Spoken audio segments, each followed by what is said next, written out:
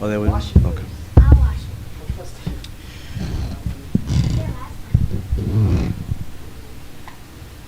So let's begin with a loud salawat. Allahumma salli ala Muhammad wa ali Muhammad. We'll begin today's program with recitation of the Holy Quran. May I ask Brother Hakim Ali to step to the podium, please. Salawat.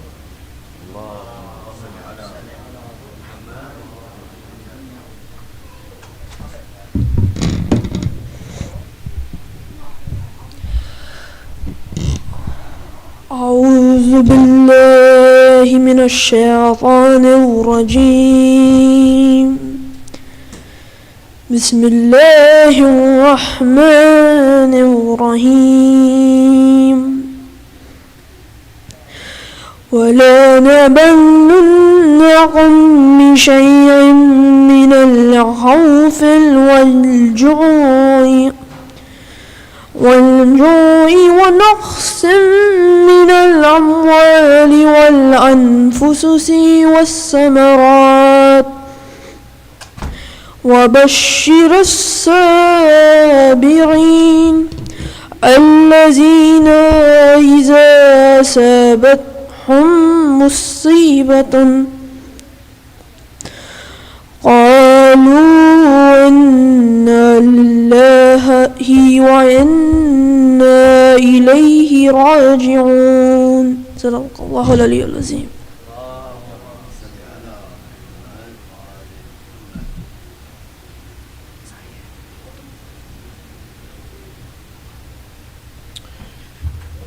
A couple announcements before I call the next speaker. As you guys are aware, today is also the fundraiser as well. Inshallah, you guys will be also contributing in some way, either encouraging your parents or if you're able to, also making a small donation, inshallah. The program for the rest of the Muharram night, the first 10 and 11 nights, is that there's a program today and tomorrow. There'll be the majalis in the main hall.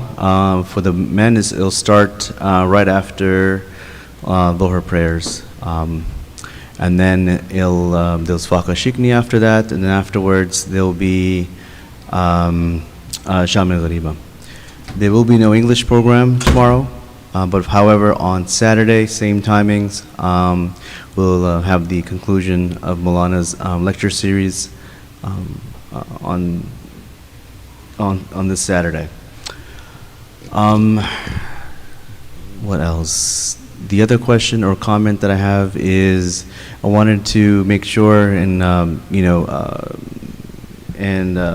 acknowledge there were a few new speakers and new reciters as compared to last year. Last year was a struggle to get people to come. Alhamdulillah, it was much easier for us to find those to recite, and inshallah this will continue.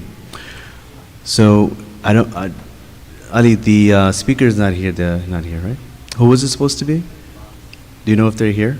Upstairs? Okay. So maybe what we'll do is we'll lead into the Marsiya then, and then that will give Maulana more time as well. So, Ali, can I call you? Salawat. Allahumma salli ala Muhammad wa ali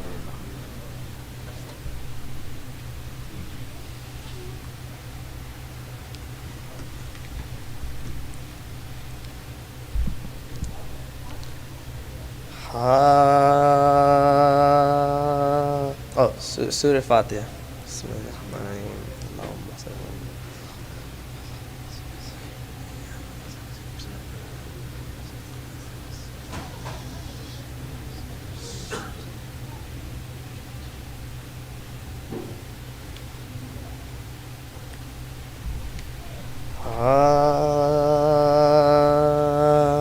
جب رن میں قدم میں ہو چکا لشکر حسین کا، راہ خدا میں لٹ چکا سب گر حسین کا، مونستا کوئی اور نہ یاور حسین کا، بیٹا نہ بھان جینا برادر حسین کا، بیٹا نہ بھان جینا برادر حسین کا، فوج خدا رہی نا علمدار رہ گیا، زہرا کا لال بے کس و بے یار رہ گیا،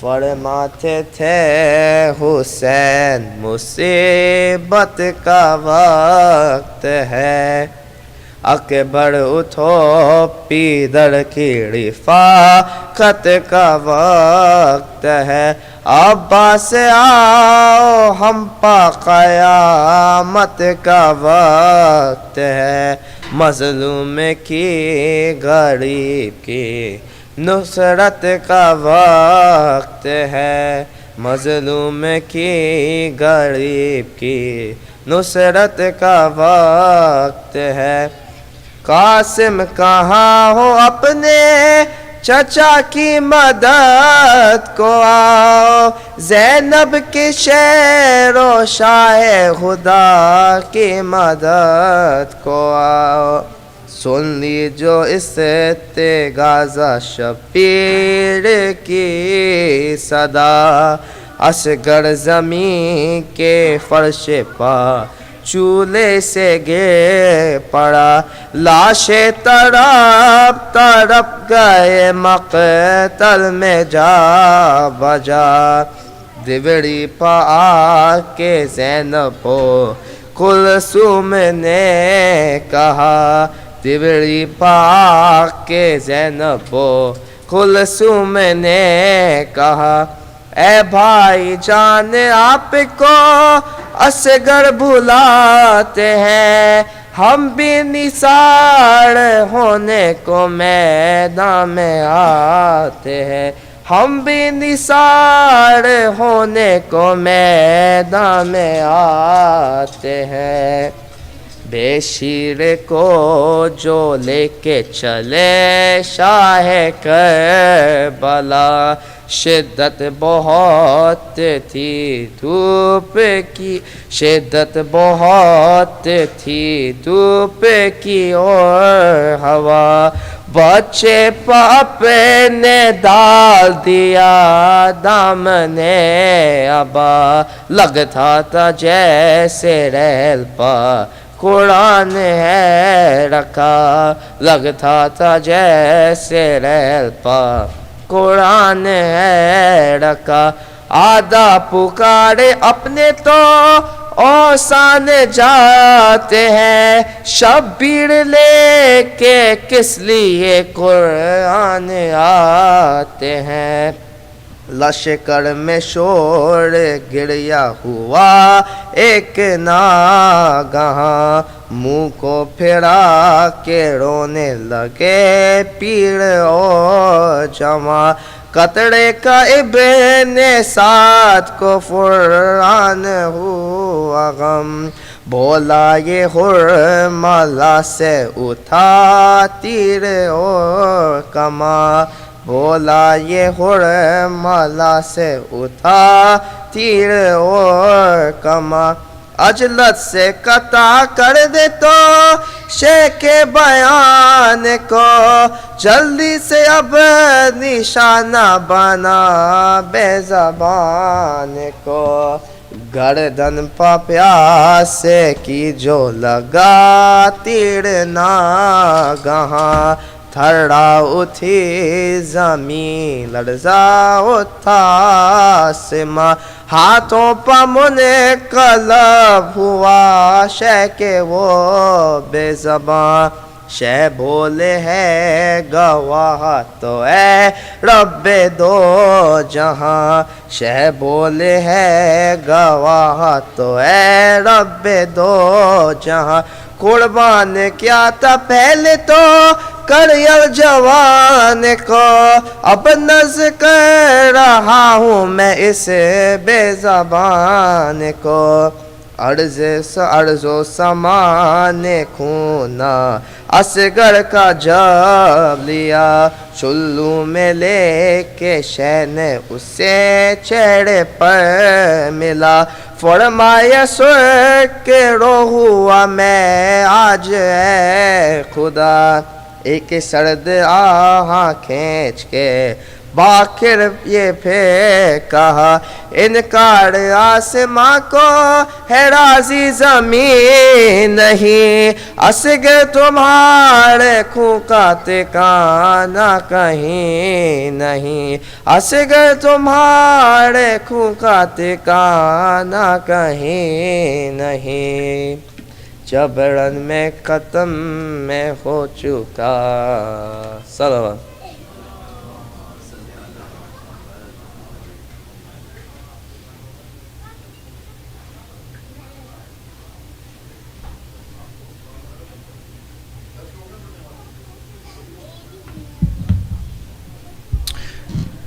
Another loud salawat, please.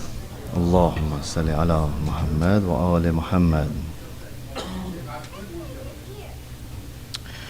We'll make a few more announcements. Just a reminder for those who weren't here before. There is a fundraiser tonight. Usually it happens in between or just before the Urdu speech upstairs in the main hall. Again, like I said, if you want to contribute or you want to encourage your parents to contribute, please do so. Every cent counts. So inshallah, you will participate. Also, like I said, there is no English program tomorrow. There will be in the main hall. There will be the main speeches will be in the main hall, and then English will continue on Saturday, same time. In the land of Karbala, a heart-wrenching plight, a tale of sacrifice, a child's untimely flight. Ali Asghar, the youngest, just 6 months old, his innocent life in tragedy would unfold. Mothers preparing the children for the fray, in jihad's embrace they send them away. To save Islam's path they courageously tread, prepared to lay down their lives, they be led. Abbas the Alamdar, standard guard throughout the night, while Hussein gathered his friends, seeking the light. The eve of Ashura, the day of fate's call, each companion, each friend answering the call. One by one they fall on the sands of despair, on Muhammad, Qasim, and Abbas, so rare. With each loss, Hussein's heart burdened with grief, yet he'll stand strong, seeking patience, relief. Ali Akbar's chest pierced by a spear so sharp, Zainab's hijab looted in the shadows so dark, amidst the anguish a tiny heart did beat. Little Ali Asghar on his mother's lap, a feet. In Rabab's embrace the little one lay. Hussein approached with his plea, his dismay. Is there anyone to help me, he cried, but none came forth. as his brothers had passed. Yet Ali Asghar heard his father's call. His eyes met with Hussein's, and he didn't stall. A tiny soldier, he'd fight in his way, his dry tongues jihad's message convey. The arrow of 3 heads from an archer's bow pierced through Hussein's arm, then pain did it bestow. A little Ali Asghar's neck it lodged with a sigh. The innocence extinguished, a soul destined to fly. Hussein cradled his son, removed the cruel dart, but the earth and the skies refused to take part. In sorrow, the blood from Asghar's neck poured. Neither the earth nor the sky the little martyr adored. With Asghar in his arm, Hussein walked away to face Rabab. To her he'll convey the tragic news. Her beloved was gone, her heart shattered, her soul forlorn. Together they walked to a quiet place, a small grave they dug with love's tender embrace. In that tiny grave, Ali Asghar they lay, Hussein's tears like rain, his grief did portray.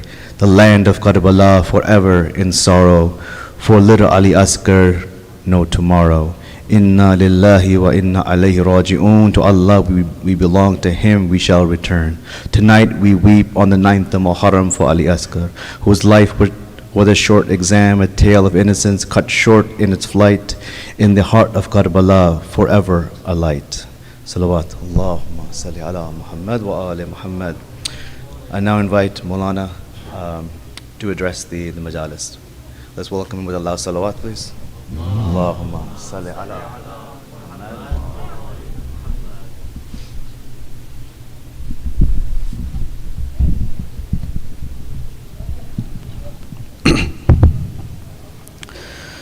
أعوذ بالله من الشيطان الرجيم بسم الله الرحمن الرحيم الصلاة والسلام على رسوله الكريم وعلى أهل بيته الطيبين الطاهرين من الآن إلى قيام يوم الدين. أما بعد، فقد قال الله سبحانه وتعالى في محكم كتابه المبين وقوله الحق.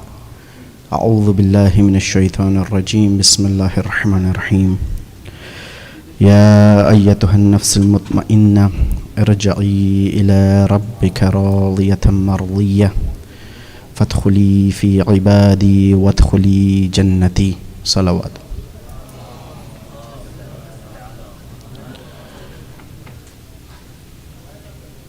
Brothers and sisters, we have reached to the night which when we started this 10 days journey, we said that we mentioned hadith from Imam Rida alayhi salam, and he was mentioning Imam Musa Kadhim, his father, to Ibn Shabib, and saying that Imam would mourn these 10 days and the whole month.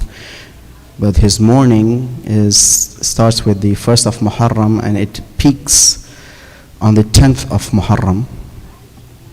And this is how, I'm pretty sure that this is how we feel. All the brothers and sisters who are here, everybody who is upstairs, everybody who is in this city, everybody in this whole world, who has any link to Imam Hussein, who knows Imam Hussein, has the same feeling. And this is one of the blessings of Allah, which shows that the link we have, the relationship we have with Imam is constructed, is built on a solid ground. And that ground is our inner core. That we feel Karbala. We don't commemorate Karbala only because we have to do a thing and then get past it. But we commemorate it because we feel from our inner core. Or in other ways, or in the other words, that this is the ilm huduri, or ilm, or knowledge, which is embedded in our soul of Karbala.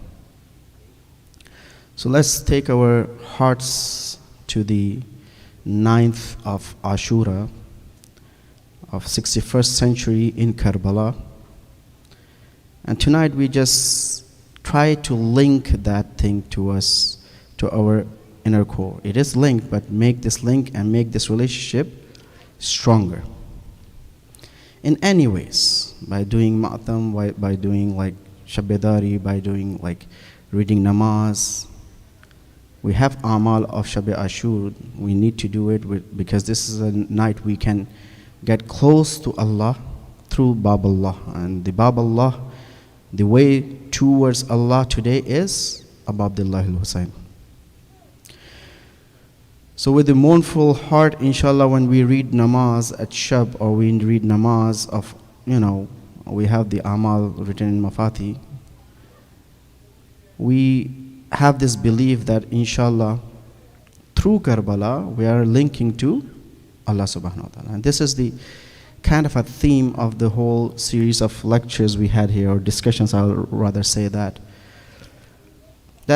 we started a really difficult thing, and inshallah, like brother said, we will have the last kind of a summary of what we have kind of achieved or discussed on Saturday, the 11th of Muharram. But today, like I said, that we build up this discussion to go to kind of analyze what nafs mutma'inna is, especially the nufus mutma'inna in Karbala. And taking the hadith from Imam Jafria Sadiq that these ayat of Surah Fajr, which I recite, when Allah subhanahu wa ta'ala is mentioning nafs mutma'inna, is not the nafs of Imam Hussain only, but the followers of Imam. So analyzing Imam Hussein's nafs is not that easy. Analyzing how Imam thinks, how he is, although we can know the knowledge, can have the knowledge of Imam, and the marifat of Imam is kind of wajib on us. Well, of course, to his totality, to its like completion, we cannot even fathom that what kind of a nafs Imam Hussain had. But we can think, we can have an idea of the nafs mutmainna of Imam Hussain through his followers, especially tonight. Inshallah, the things which we are going to kind of discuss and say about is going to make us close to the feeling, close to the status of these nufus aliyah, nufus mutma'inna, nufus radiya wal mardiya of companions of Imam Hussain. Because if you recall, we said that inshallah we are going to talk about what nafs is. After nafs mutmainna. After that we are going to see that nafs mutmainna is how it is kind of revealed in the event of Karbala on the day of Ashura. And this revelation is through all the nufus who became shaheed, who are still shaheed. And when Quran said that shaheed is alive, they are alive. If they were not alive, we wouldn't be talking about them right now. If they were not alive, they wouldn't be affecting our lives. If they were not alive, we wouldn't be getting some benefit from them. So we need to know this thing. And when Quran says it is set in stone, it is there. Whether I am able to see it or feel it or practice it or not, but when Quran says it is there, right? So when it says that shuhada or shaheed is living, is alive, then they are alive. So inshallah, today's kind of discussion is about, again, this is Shab-e Ashur, and like I said, most of the brothers and sisters are thinking that, the qalb, the kafiyat of qalb, the status of our qalb and inner core is different tonight. It's totally different. We are in kind of like a different realm. Something is in back of our mind. Even if I throw big things right now, big discussions, nobody's gonna grasp it. I might not be able to explain it either. But with the help of Allah, with the help of Imam Hussain, inshallah, we're gonna try to discuss that. What are the characteristics of these nafus are? A few of the characteristics, of course, not all of them. But just to start a discussion, just to kind of kickstart our mind to think in this way. That we talk about and think about these people who are doing a really, really extraordinary thing tomorrow morning. In few hours, they will be doing something that it will be known for thousands of years. Even if it happened like 1400 years ago, but even if the world is gonna stay here for thousands of years, Imam Hussein and his companions would be remembered. We see in Karbala that alhamdulillah so many people are there, and there's Banul Haraman is packed, the Haram of Imam Hussein is packed. But there were times when there was nobody in Karbala. There were times when they broke down the Haram of Imam Hussein. But they were not able to omit his name from the hearts of the followers of Imam or the lovers of Imam. We see in Arba'een that so many people visit Imam Hussein's shrine today from Kufa or from Najaf to Karbala that nobody has seen that kind of a crowd anywhere. But there were times that only few people would do the same walking from Najaf to Karbala while hiding in the hidden way. Traveling at night and hiding in the daytime. So the Saddam al-Lain wouldn't grab them and kill them. Whether one person is doing the ziyarah of Imam or 1 million or 10 million or 100 millions of the people doing the ziyarah of Imam is gonna be alive, is gonna be there. So please recite a salawat so we can start our discussion. Recite a better salawat than them, please.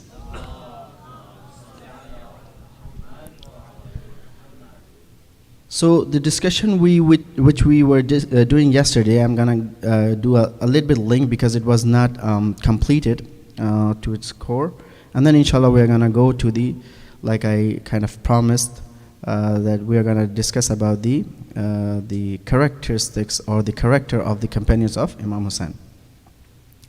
So in discussing last night, we were discussing that if we don't follow the commands of Imam according to the hadith, we wouldn't be able to achieve that zenith of human completion. We wouldn't be able to enjoy the closeness to Allah if we don't listen to Imam and we don't follow his commands. And we brought some hadith there. But I made kind of like observation there that why don't we do that, and why are we not able to start our journey towards Allah, is because we don't trust our religion, to be honest. We don't trust that these things which I said, the ahadith we mentioned here, we don't trust the way we should trust them. What is the reason behind that? Maybe because we're not practicing it.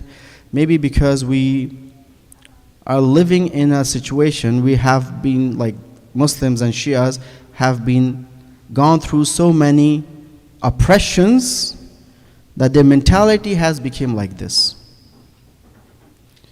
That we don't trust each other. We don't trust our religion. And ultimately, we don't trust ourselves.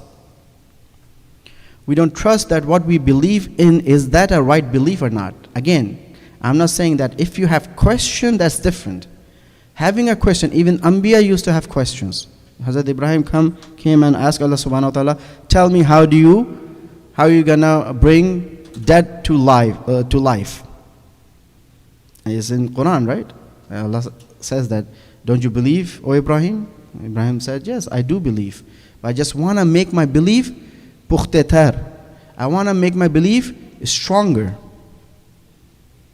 There's nothing. This is the sunnat of Anbiya to ask questions. This is sunnat of Anbiya to make your belief stronger by asking questions, by learning. Like staying in the constant state of shak is a problematic thing.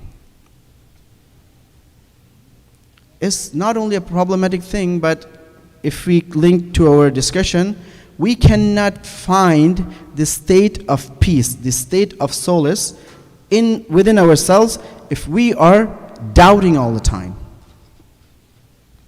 If we are muraddad, if we go and come back to the state of believing something. So this is one thing which we have to solve. And again, they say that, Maulana, you just pinpoint the problems, you don't give the solutions. This is not the job of member, right? After member, the real thing starts. But we don't have after member, unfortunately. The only things we get is only during Ramadan time and Muharram time. Again, why? Because we don't take these things seriously. As long as my groceries are full, as long as my paycheck is being transferred directly in a direct deposit, I'm okay with it, right? But no, I'll negate what I just said. I have seen a lot of people making good money, but they have some istirab in them. They are not content with their life. And I ask them, okay, you make, mashallah, you are young person, healthy, working out, married to a really good momina, have really good kids. Everything you have, anybody can imagine, you have it. You are still not content. Why? Because there is something inside. If we are not, I'm not saying this brother is not linked to Allah, but he has some questions, he has some vacant things in his nafs which is not filled by anything, which cannot be filled by any material thing. And that vacant thing, that's vacuum in our nafs, can only be filled by Allah subhanahu wa ta'ala. Ala bi dhikrillahi tatma'innul qulub. Like I said, when Quran says something, Allah, again, hasr. Only and only dhikrullah can give the tranquility of your qulub. Give tranquility, give peace, give solace to your nafs. Now, dhikrullah means what? I have to have a tasbih and I do it. Probably is a repetition, but inshallah, we want to make a point from this. There was a story that some Maulana went to a member, and it was a member in Iraq and Iran. I have seen, but I don't know about Iraq, but probably in Hausa, because the people are religious. In Najaf or in Qum I saw that. When you see the bazaar close to the haram, they have the big bazaars and markets. These people are good, wealthy people, so they do their own majalis. And during the time, like in the morning before they open the shops and stuff. So I think there was some setting was like this. And this person, this Maulana, was invited by these people and he was doing his majlis. And after majlis, one of the tujjar, one of the businessmen came to Maulana and said, Maulana, I'm so sorry. Whenever a person say, Maulana, I'm so sorry, something is coming up, right? Some question, some comment is coming up. It's okay. Alhamdulillah, we are all brothers. We can do this. It's not like this brother Ali said anything like this. He's so cool about everything. I have been places that, Maulana, I'm so sorry. And now I know that something is coming. Some complaint or some comment or something that, Maulana, you know what? The dua was 2 minutes long about his Muharram. I have to have a little bit sabr. Again, it's not a big deal. They know what they're doing, and probably I don't know what I'm doing. Coming back to the story, so this Maulana did his speech, and the person came and said, Maulana, you know what, I'm so sorry, but I'm just going to make a comment. This is almost the same thing you said last year. So Maulana said, yeah, that's fine. But when I said this last year, whatever points I gave you, did you work on that? He said, no. It's time to repeat it now. So that was a good Maulana. Sometimes we have to repeat because we have to save ourselves, right? But, like, joking aside, this is true, brothers and sisters. If we are just repeating, right, one thing without thinking about anything, and like I said, There's a waqi of Imam Zainul Abidin alayhi salam. Please recite salawat. When one of his companions asked that, oh, mashallah, so many pilgrims here for Hajj, and he did this, see what these people are. None of them, like majority of them, were not even human beings. Well, the Shia says, okay, because they do it, doing the tawaf without kissing the maqam where the thing is for Imam Ali. That's why it's like this. No, Baba, it's not like this. I mean, probably it could be one of the reasons, but there are a lot of reasons. If I don't follow Islam by like knowing what Islam is, it's not going to benefit me. In Urdu we say a ghisi piti misal. The same. The old misal example is this, that if you have a prescription written by a doctor and you just kiss it and put it on the side, don't work on it, it's not going to work. I mean, it's like I don't know, it's a universal fact. I don't know why we don't use our common sense in our Islam.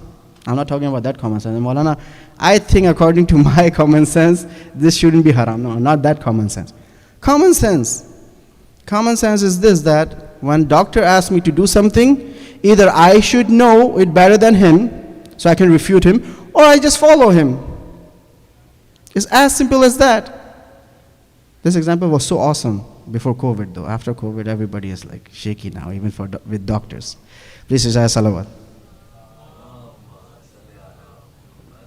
Yes, there are pharmaceutical companies who are making money. Yes, there are people who are probably making money in writing different tests. But if I distrust everyone, and who's going to do anything with me?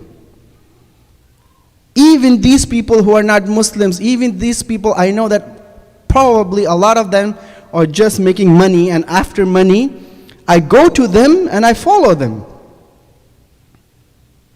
I'm not saying go to a Maulana who is after money. Okay. I mean, I have to censor a lot of things I say here by myself. But Baba, you cannot say that I know Islam by myself unless you go and learn about it, unless you go and bring some dalil about this. Even if you read a hadith, you bring the hadith. Even if you read an ayah, bring that ayah with the dalil. This is not a dalil. This is not the reason because I was doing it. I have seen things are being done like this. That's why they're right. Why do we take Islam so easy? I mean, again, my just mind goes like this because our lives are stuck to the animalistic level. As long as my tummy is full and my bank balance is full, I'm fine. No matter what whatever happening. On the other hand, the enemy is killing us left and right, purely killing us. Just today they killed, I don't know if they were pilgrims or Shias, but even they were not pilgrims, they were Muslims. 6 or probably more than 6 human beings were killed close to the shrine of Sayyida Zainab. Why? Because we think that, okay, we just say this name and we pass away, but the enemy knows that. They either try to destroy the shrine or they try to destroy who is visiting the shrine. When we say the Shaheed is alive like this. There's some riwayah that Bibi Zainab was Shaheed as well in Syria. Even if she is not Shaheed, she is like, the work she did, still making the enemy of Islam, enemy of insan, tremble in this world. That's why either they try to break the shrine or they just try to kill you and me if you want to go there. Please recite the salawat for those who lost their life today. Allahumma salli ala Muhammad wa ala Muhammad. All the Shias, all the Muslims, and all the human beings have the haqq on us that we talk about them, brothers and sisters. If I'm living in my small cocoon and I'm just building a cocoon, you know what happens to a silkworm, right? You just build this cocoon around him and he keep building it till he dies there, right? Or we make him die. Sometimes the world and thinking about world is like this. Please recite salawat.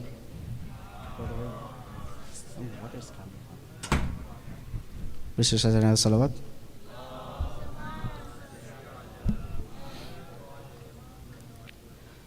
So we came to this point that this is the only way to go to Allah, and we discussed only two things. One thing was this, that we need to have a belief that this is the only way, and the second thing is this, that we have to connect ourselves with this Babullah, this route to Allah. And to connect ourselves to this route is taslim, is to accept what Imam is asking us to do. And here we Shias, or those who claim to be Shia, kind of fail even in the history. If you just go in the history a little bit, we failed it there. When Imam Hassan al-Mushtaba, please recite salawat,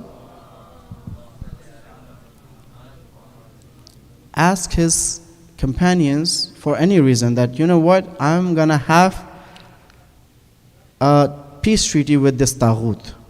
The same person my father was fighting with, and even I was fighting with, now it's the time to have a peace treaty there. You can go back there, we can analyze what happened. Of course, Imam was not doing it just for the sake of his doing it. He's Imam, and he said, because I'm Imam, I'm saying it, that's why you have to do it. No, there are a lot of reasons there. But I'm trying to focus on the point when Imam asked his companions to come and do what I'm doing here, a lot of them failed. A lot of them failed. A lot of them called Imam, Assalamu alayka ya mudallil muslimin. Na'udhu billah. Na'udhu billahi bidhalik.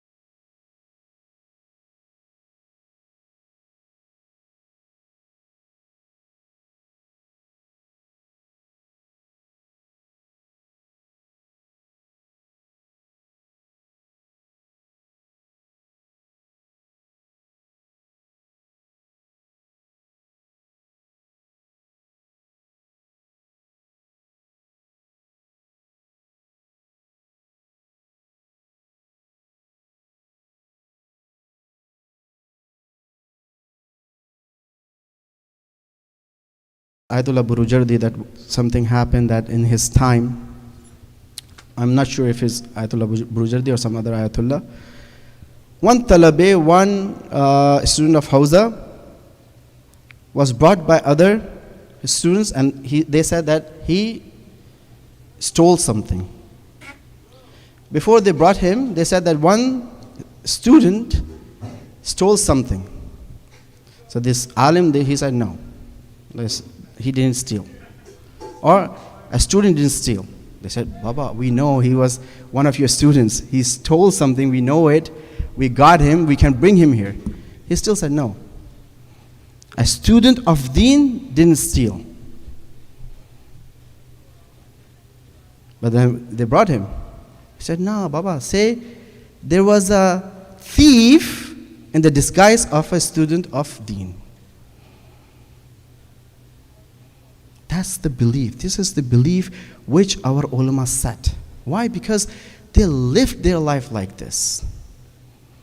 We shouldn't be deceived by anything, brothers and sisters. A mu'min has to be intelligent. I'm not saying there's, you start putting X, Y, Z. This Maulana said, and this is another thing. Sometimes I don't understand what Maulana is saying, and I say, oh, see, he's like he's a fake person. Sometimes it happens like this, right? There are good people. My point is, there are good people. The rah to Allah, the sabilullah, the path to Allah is not closed, brothers and sisters. Why do we think in this way? If you see a person coming like me and just talking about here and there and then go back, don't think that Hausa is bad. We had ulama, I'll give you an example. It was, I forgot the name, but one of his students was in Dars Kharij. So Dars Kharij is the dars where the Ayatullah give the dars. The other people, they're almost kind of mujtahideen who are attending in their senior levels. So they take one masala and they talk about this and they go back and forth, kind of like a PhD thesis or PhD studies, right? So one of his students was really sharp, really good. Next day, he used to do Dars Kharij and he was the Ayatollah of that place. Next day, one day he came and this student came a little bit earlier than this ustad of his. And he was actually sitting and talking about some masala with other students. He just sat down on the corner and listened to him, that how he's explaining the masala to other people. He heard that, he came and he said, from tomorrow, this person, this student of mine is gonna sit on my mimbar, give you the Dars Kharij, and I'm retiring. And this is not a retirement with 401k. When you retire as an Ayatullah, the khums is gonna stop coming to you, right? Baba, these were our ulama. Probably it was Allama Hilli or someone else. When he had to, in the old days, they were like wells, right? We still have well. The ahkam of well are kind of complicated. So to do istafta, to do the ijtihad on the ahkam of well, he had a well in his house. Just to save himself from a bias, he said, close this well. So when I do fatwa, I wouldn't have a bias about the hukum. We had ulama like this. We have ulama like this. The path to Allah is not closed. If I'm not reaching to someone, another story, today looks like it's a story day, but all the stories I didn't do is gonna be done today. Please recite salawat.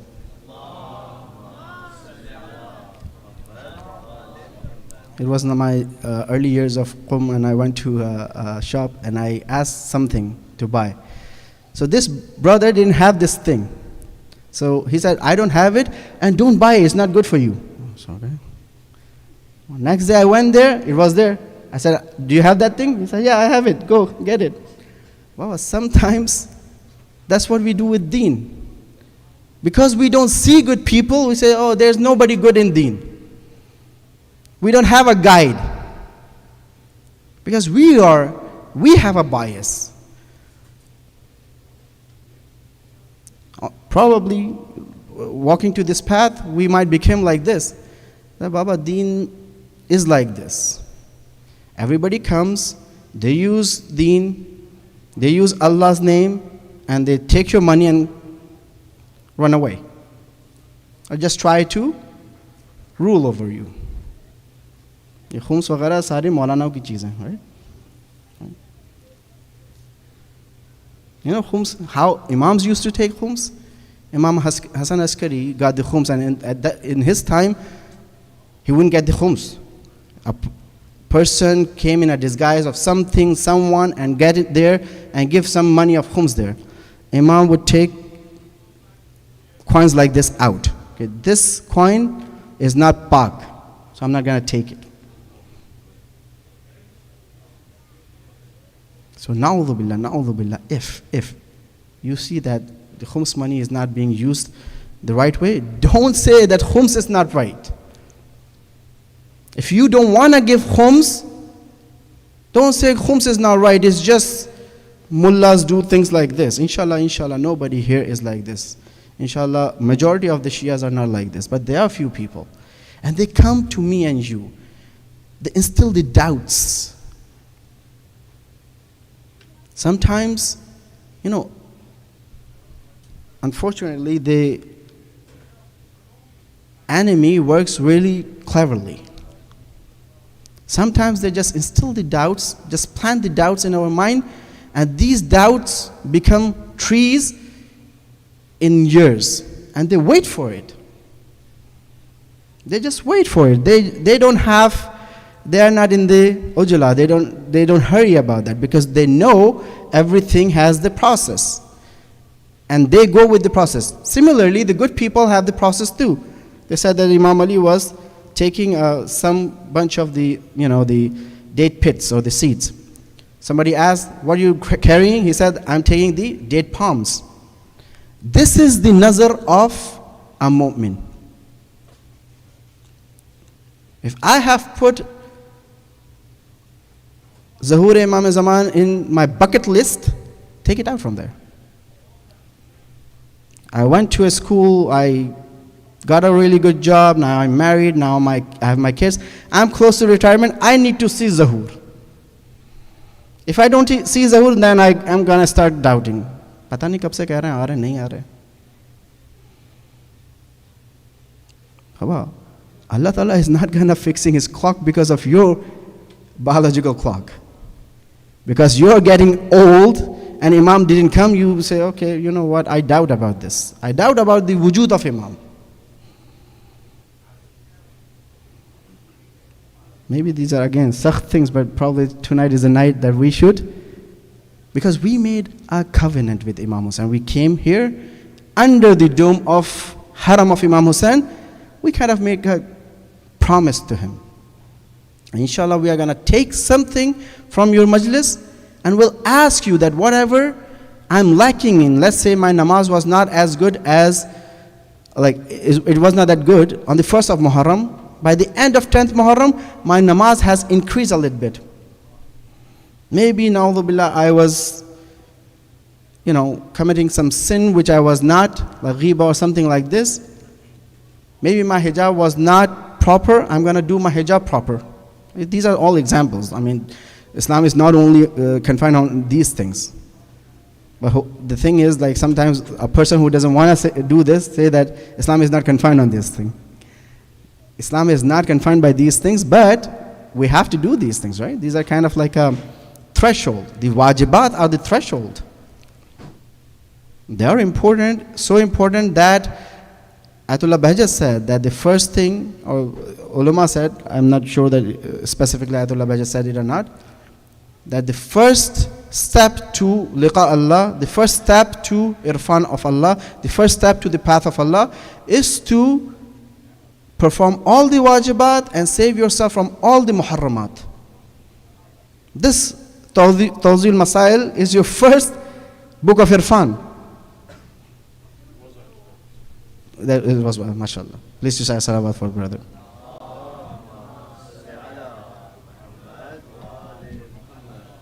First book of irfan, the first book of how can I reach to Allah is to know what He prohibited. Because in Sharia, just like, that's why I was trying to connect this, I'm going to do the summary and then I try to explain that how this connection of takween is connected to tashri. Okay, what's takween is? Takween is like genesis, or the natural process of this world. How we are created, how our body is created, how the earth is created, how the universe is created.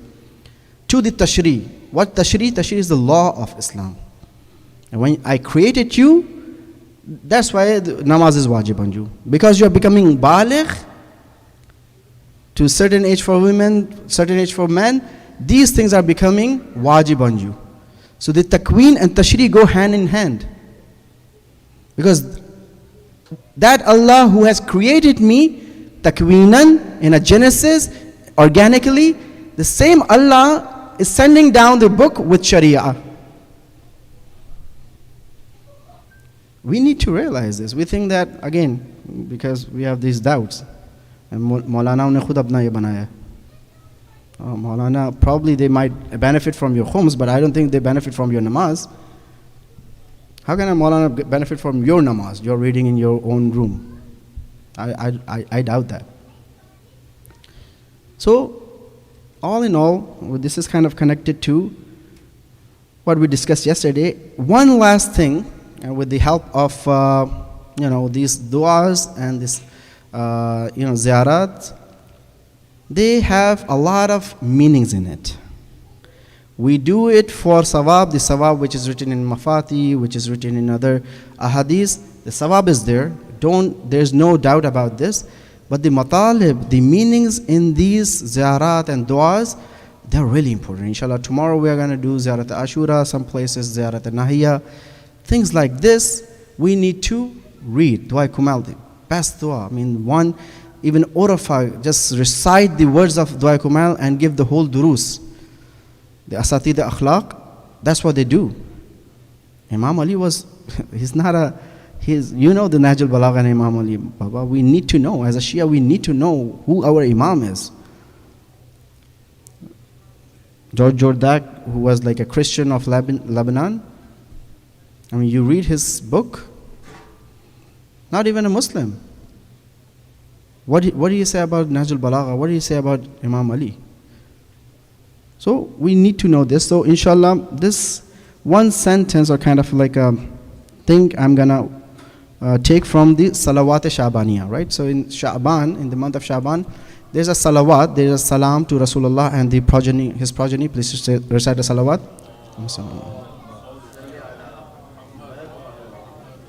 It is recommended to say this salawat every day. One of the sentences of is this, Allahumma salli ala Muhammadin wa ali Muhammad, al-fulkil jariya. Fulk means a ship. Jariya, which is going, right? A jari in Urdu. Things, a ship or a boat which is sailing. Fil lujaj al-ghamira. What lujaj al-ghamira? In deep waters, deep seas. What does it mean? That Rasulullah sallallahu alaihi wasallam and his progeny is like a ship, like a boat, like an ark, which is jari, which is sailing in deep, dark waters. You know what happens in old days when you used to go there, like in the Atlantic Ocean or all these oceans, when you get any tufan or anything in storm, you get drowned. But this fulk or this ship is gonna keep going. It's gonna keep sailing through the deep and dark waters. Ya'manu man rakibaha. Anybody, rakab yani to get on it, anybody who get on this ship will be yaman, will be in peace. Wa yaghraqu man tarakiha. Anybody who's not gonna get on the ship will be drowned. Where? In the deep, dark seas. You know what happens there? You don't just die. You're probably eaten by sharks before you die.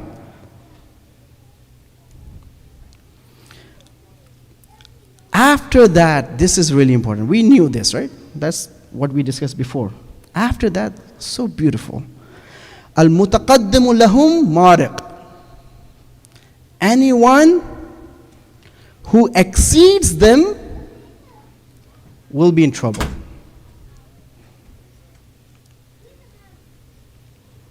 Will be drowned. Al-mutaakhir anhum zahiq. Anybody who is not gonna be with them, who cannot walk with them, will be left behind. وَاللَّازِمُ لَهُمْ لَاحِقٌ. Lahum means Aimma alayhi salam. Hum means, hum is a pronoun of those. It is lazim, lahum is for us. Lazim for those, for the people to be lahiq to them, to mulhiq to them, to be connected to them. What does it mean? See this, zahiq, the mutaqaddim and mutaakhir. Keep this in your mind. How can we say that in going to Allah subhanahu wa ta'ala's way, we can exceed Aimma alayhi salam? We cannot. What does it mean? In the Sada translation, in a simple translation, when Imam says stop, you stop.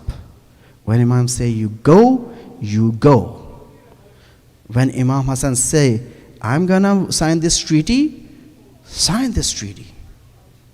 No questions asked. A love and taslim unconditional for Imam.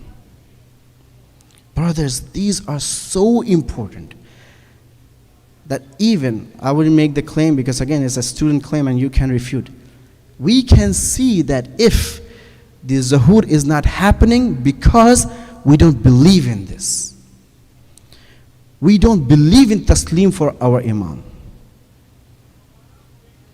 Who is like Salman Farisi? I give you another story.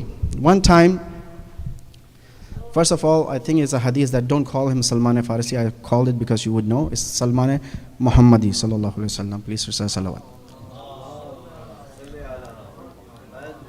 This is the beauty of Ahl Bayt. Anybody comes from anywhere, they hug them, they take them. They're inclusive. I don't have to make my religion exclusive. I'm not among those people that, oh, you know what? Okay, only few people can come. It's not a exclusive club. Shiite is not exclusive club. Shiite is inclusive. It doesn't mean that anybody can come. No, inclusive if you become like Salman. Inclusive when you are Bilal. Inclusive when you are Hur. You do Tawbah. You have black skin. You have white skin. Everybody, and not inclusive. Salmano minna Ahl al-Bayt. If you have this potential to know imama, potential to know the real nabuwa, you are among the Ahl Bayt. Why? Why Salman was like this? So there's a story that somebody was trying to find Salman, and they said that where he is. So he said like the other guy who was trying to tell where did he go, he said like I think he just go this way because Imam Ali is there. So he went there to see Imam Ali. It was kind of like a clay area, like, you know, when you go there, your footprints are there. Muddy. Exactly. So when this person went to see where Salman is, he saw there were only 2 footsteps. So, okay, Imam Ali went the same route. Salman went the same route. Why there only, it looks like only one person went there. Because Salman stepped on the footprint of Imam Ali. Baba, this is what these people, this is what lahiq means. And it's not because he was trying to get a better darajah. Of course, the darajah in Jannah is all is there. Because he knew what Imam Ali is. He said, in this muddy place, if Imam chose to step on this piece of land, there must be a hikmah. There must be an intelligent decision behind that. Allahu Akbar. Again, I don't expect all of us to do that. That was Salman. That was Salman al-Muhammadi. That was Minna Ahl al-Bayt. We wear a black amama, but just say maybe we are Sayyid, probably, inshallah. Just because maybe we have some genes. Minna Ahl al-Bayt are these people. But again, just to lessen the burden. Allah Ta'ala doesn't accept this from us. But at least I would have trust that what Imam said to me, when Imam is saying that you do this, when Imam say that when you are in trouble, we are there to help you. When you are sad, we become sad. That's what Imam says to us. When you get sick, we are sad. Baba, I need to have this faith. Without this faith, nothing can happen. Tonight is the night of faith. These people who are sitting, there are 72 to maximum 145 people. Just imagine how they're sitting. At the end, Imam asked all the tents to become closer. Why? Because if these Yazidis would see a person alone, they might kill him. They wanted to fight today, the day of Tasu'ah. They wanted to kill all the companions of Imam and Imam Hussein. So why? So they can get reward from Yazid and Ibn Ziyad. They were in hurry to do that. These 140 people or 72 people are sitting like this, close to each other, because from everywhere else, at least 3 places, there were 20,000 to 30 or probably more than that. The forces of Yazid were surrounding them, trying to get the job done as soon as possible. The only thing which was saved was their back, because that's how Imam chose. There was a mound there, so they cannot come from behind. But imagine I'm sitting there from here to there. They are Yazidi forces. They made a photo or they picturize it to show, probably is according to the history or not, but imagine that, because there were 20,000 people at least. They're sitting there. What's going to happen tomorrow? Each and every one of them will be slaughtered in the worst way possible. Worst way possible. With them, what do they have? Women and children. Women and children. Again, I mentioned it yesterday. I'm going to mention it again, because I'm mentioning it for myself to feel that. I'm going to go tomorrow. I'll be slaughtered. Okay, it'll be a little bit pain. What's going to happen to my kids? After 1400 years, I know that, okay, they went there. A lot of them were martyred, but a lot of them came back to their home. These people, when they're sitting here, they don't know what's going to happen to their women and children tomorrow. How is it possible? It is not possible. You tell this story to anyone who is not related to Imam, who don't know what Islam is, who doesn't know the theory of Islam, he would say it's not possible. It is a made-up story. Human intellect cannot grasp that. You need more than human intellect. You need something which is called faith.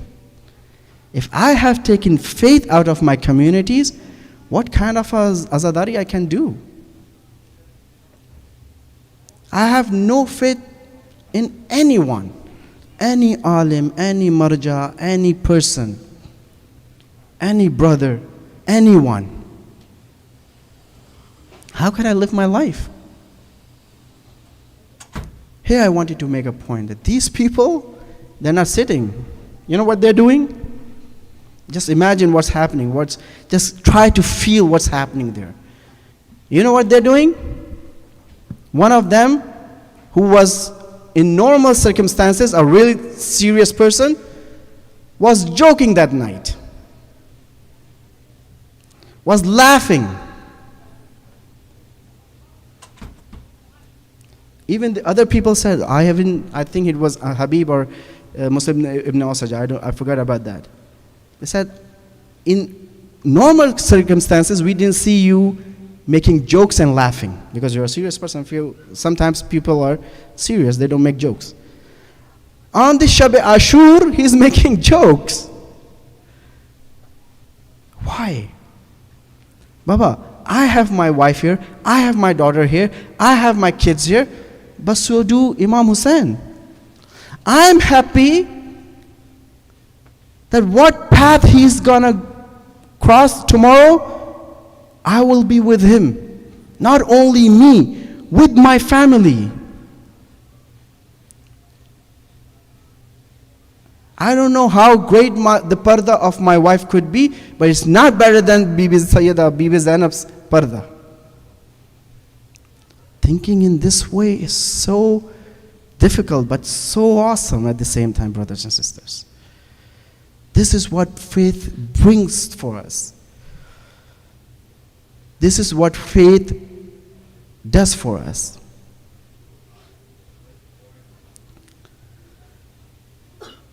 Please recite a salawat.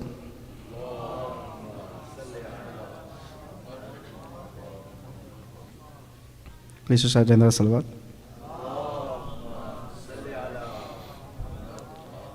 So just to know how much time do you have? It's going to be like 15 minutes, 10 minutes, inshallah. Please recite another salawat. 15 minutes. After saying that, I cannot give the,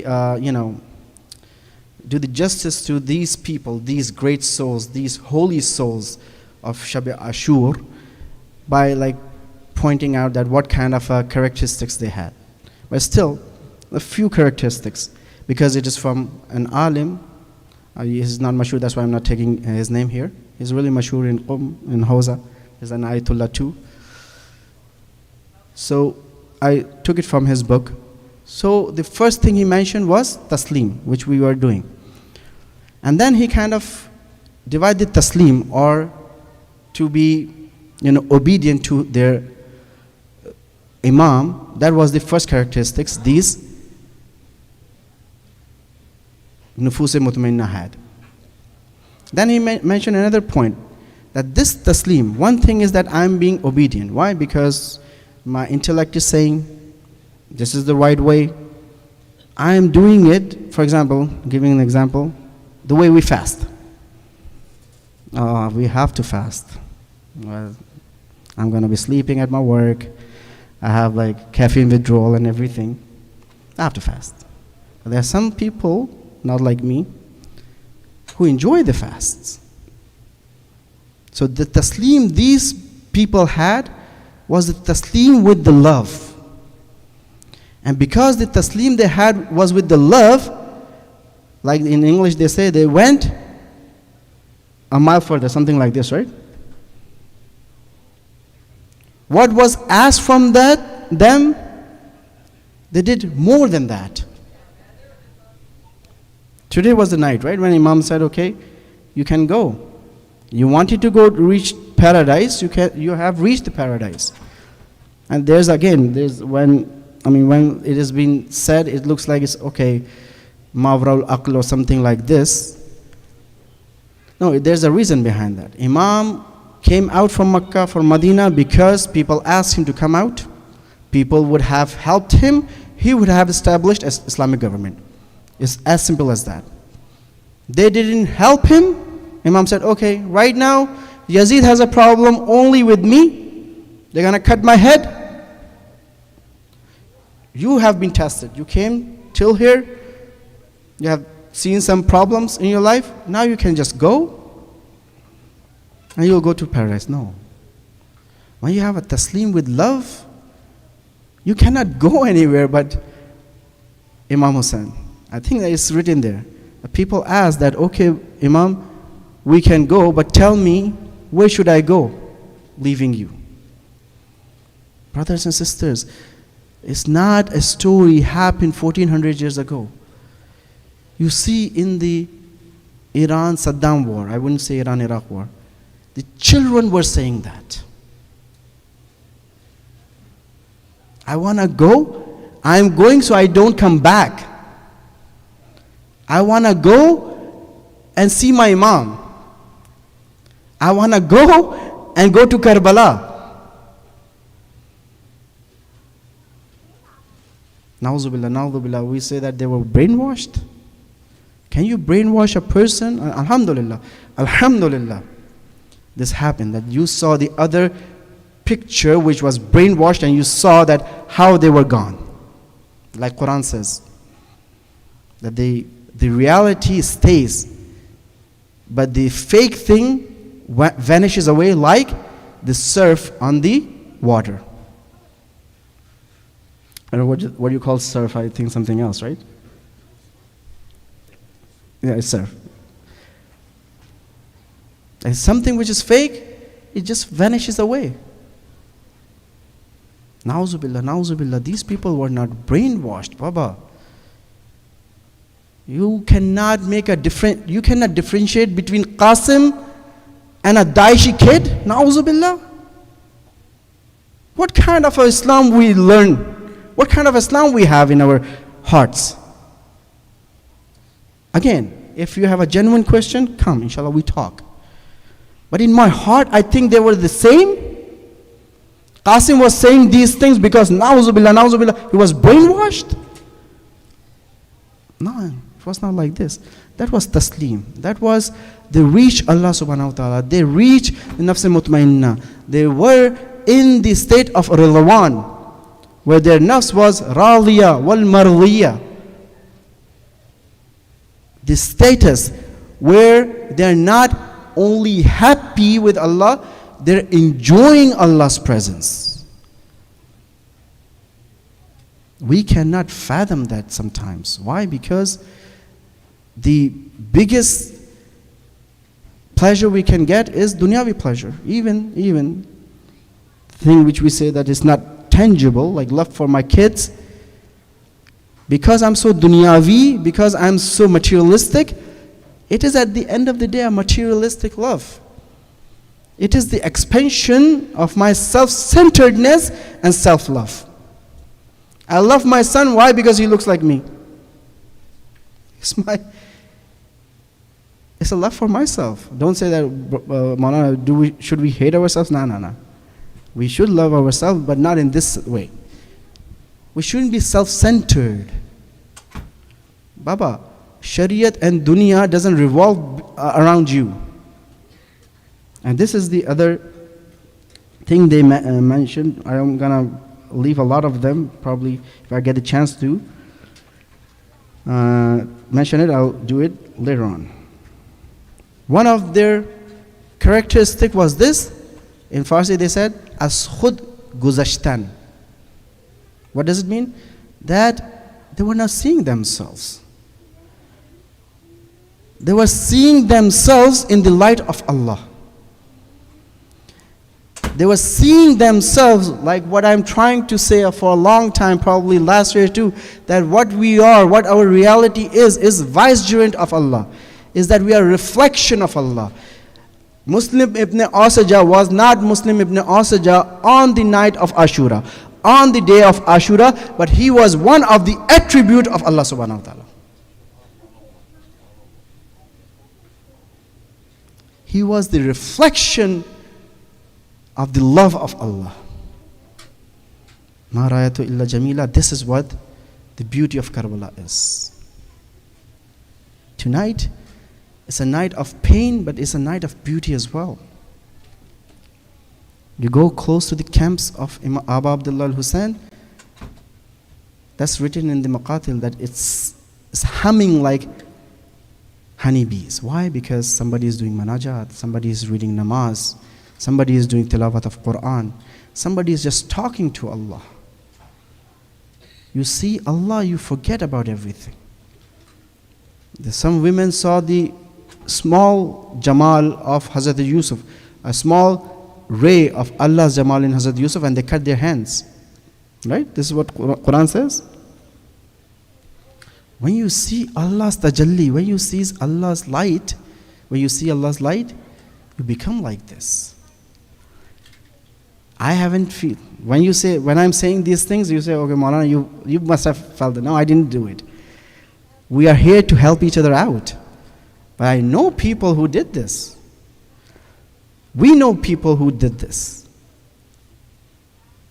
This tranquility, this love, this solace, this peace, this beauty inside you can never be outside and cannot be revealed to you if you don't follow this path. And this is kind of a khulasa, this is kind of a summary what we were trying to do for all these nights. Sallallahu alayka ya Aba Abdullah wa ala al-arwah allati hallat bi fina'ik jami'an salamullahi abadan ma baqit wa baqiya al-layl wa an-nahar wa la ja'alahu Allah al-akhir al-ahdi minni li ziyaratikum. Assalamu ala al-Husayn wa ala Ali ibn al-Husayn wa ala awlad al-Husayn wa ala ashab al-Husayn. Brothers and sisters, tonight is a night where I wouldn't make any effort for you to cry. Just think about what happened in Karbala. But when you cry, it's not only the tears of pain, but they are the tears of love. The love of Imam Hussein to his companions, the love of his companions to him, the love of 13-year-old Qasim to Hussein, the love of Ali Akbar to Hussein, the love of all these mothers to their sons. And more than any love, they're all collective love to Allah subhanahu wa ta'ala.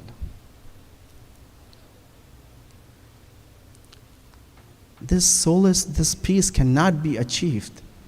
How can it be achieved when you have to do the qurbani of an infant like Ali Asghar? How?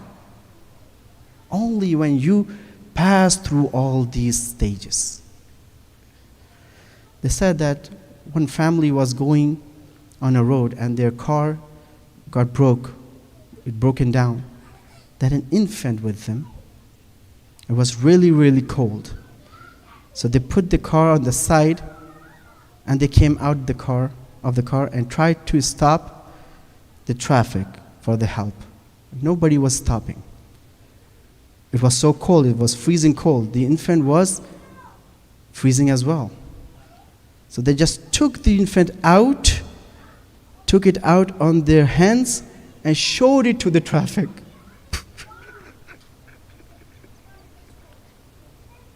When they showed this infant to the traffic, everybody stopped. Brothers and sisters, any human being who can see an infant in distress will stop, will help. I don't know what happened in Ashura. I don't know what happened to Imam Hussein. Even I've heard that ulama saying that Imam, being Imam, was surprised at what happened to Ali Asghar. Imam brought Ali Asghar because they said he was really, really thirsty, brothers and sisters.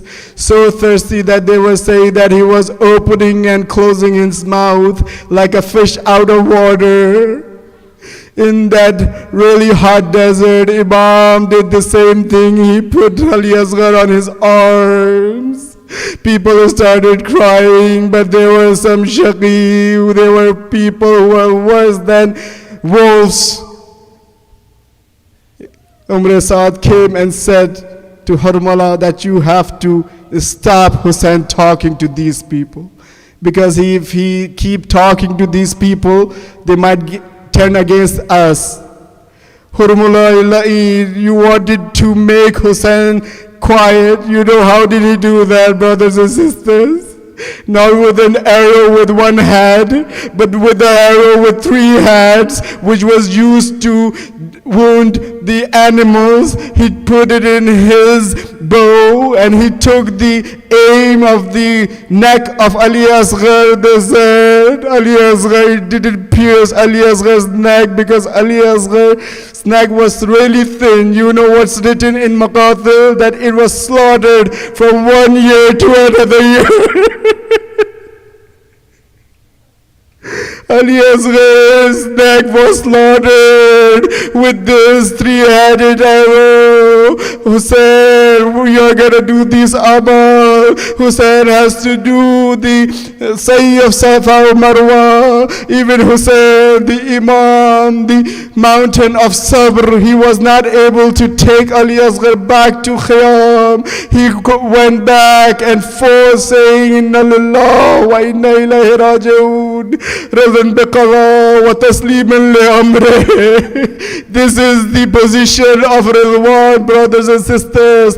Raza بقضاء وتسليما لأمره. But how can he show Ali Asghar to Radab? They said that he went back of the Khayyam and he dug the grave with his sword. He tried to hide Ali Asghar's body. Why, Hussein? Why are you hiding it? Why are you hiding Ali Asghar's body? They say, Imam would say that he's an infant.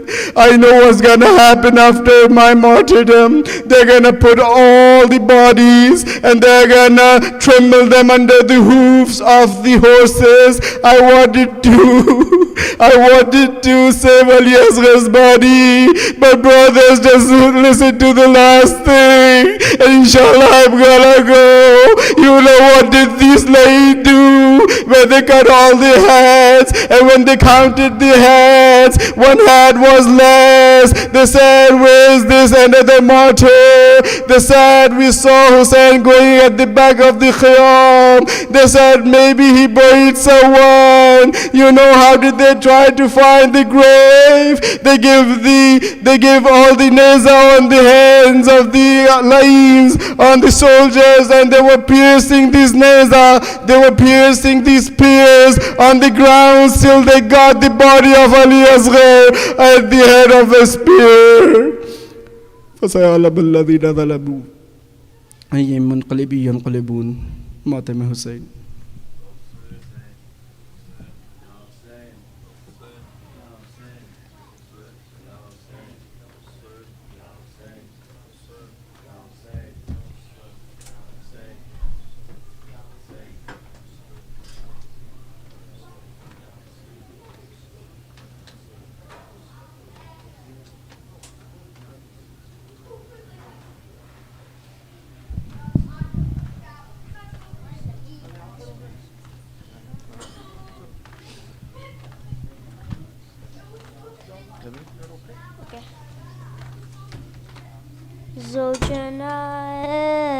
زوجنا میرا بچہ ہے کہاں، میرا بچہ ہے کہاں، پوری خاتون جنا یعنی شبیر کی ماں، میرا بچہ ہے کہاں، لے گیا گھر سے ایک پیاسے کو، رب کے محبوب کے نواسے کو، چھوڑ کر آ گیا نینوں میں، غم زدہ ماں کے تو سانسے کو، ڈھونڈنے جاؤں سے اس اندھیرے میں کہاں، میرا بچہ ہے کہاں، زوجنا زوجنا میرا بچہ ہے کہاں، میرا بچہ ہے کہاں، جس نے لاشیں اتار دے دن بھر، خون اصغر تھا جس چہرے پر، زخم اکبر کی تھی انی دل میں، پائے کے غم سے چک گئی تھی کمر، خاک رکھے ہے نبی ہے علی میں وہ فغاں، میرا بچہ ہے کہاں، زوجنا زوجنا میرا بچہ ہے کہاں، میرا بچہ ہے کہاں، راکب دوشی مصطفیٰ تھا وہ، تجھ کو بچپن سا چاہتا تھا وہ، ست کیوں آج اس کا چھوڑ دیا، جب کہ مشکل میں آ گیا تھا وہ، بے وفائی کا سبب کیا کروں تجھ کو بیاں، میرا بچہ ہے کہاں. And then after that, Ya Hussein, Hussein, Ya Hussein.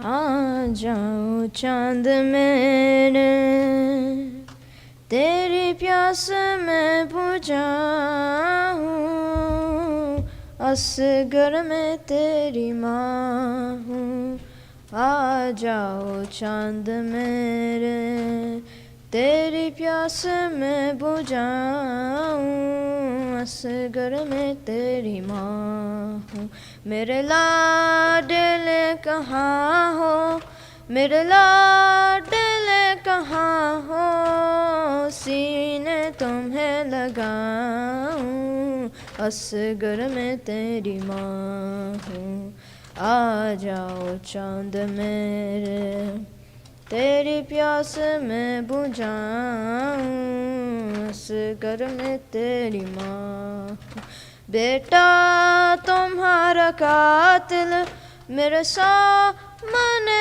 کھڑا ہے جانے کیوں ہنس رہا ہے چادر بھی لٹ چکی ہے منہ کس طرح چھپاؤں اصغر میں تیری ماں ہوں آ جاؤ چاند میرے تیری پیاس میں بجھاؤں اصغر میں تیری ماں ہوں تیرے جھولے کو سکینہ رو رو کے چومتی ہے تجھ گر میں ڈھونڈتی ہے تیری موت کی خبر میں کیسے اسے سناؤں اصغر میں تیری ماں ہوں آ جاؤ چاند میرے تیری پیاس میں بجھاؤں اصغر میں تیری ماں لگتا ہے ماں سے اصغر ناراض ہو گیا ہے مقتل میں سو گیا ہے ڈھونڈوں کہاں میں اس کو اور کس طرح جگاؤں اصغر میں تیری ماں ہوں آ جاؤ چاند میرے تیری پیاس میں بجھاؤں اصغر میں تیری ماں ہوں میدان میں جو جرأت بھی ایسی تم دکھانا غازی ہے نذرانہ تو پیاس میں پہر پہ بانی کے در سے لاؤں اصغر میں تیری ماں ہوں آ جا چاند میرے تیری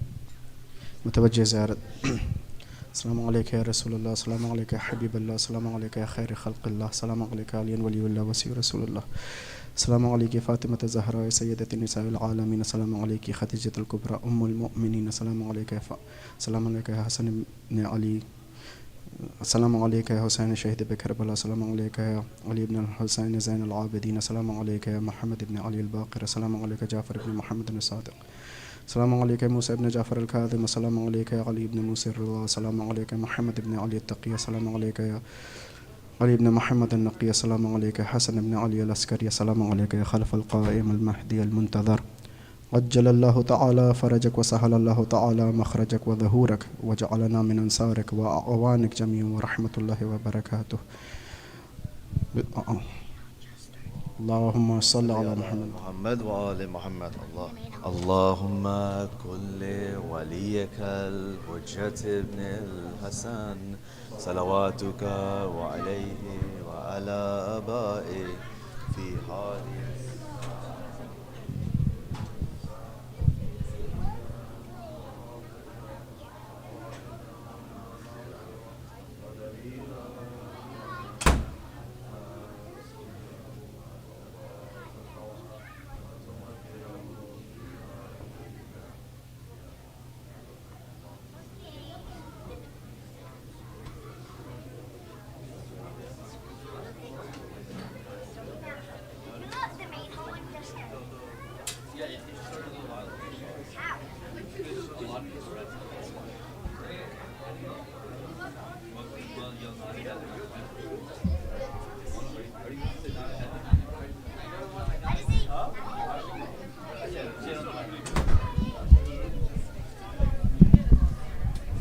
anything else? Not Heather. What? What's that? What are you saying on the mic? He said he's gonna say not a header. Say it. Say not a header. Then why'd you just ask for it if you don't want it? He asked for it. Then why'd you take it? 1 second. We're gonna watch TV. Daddy.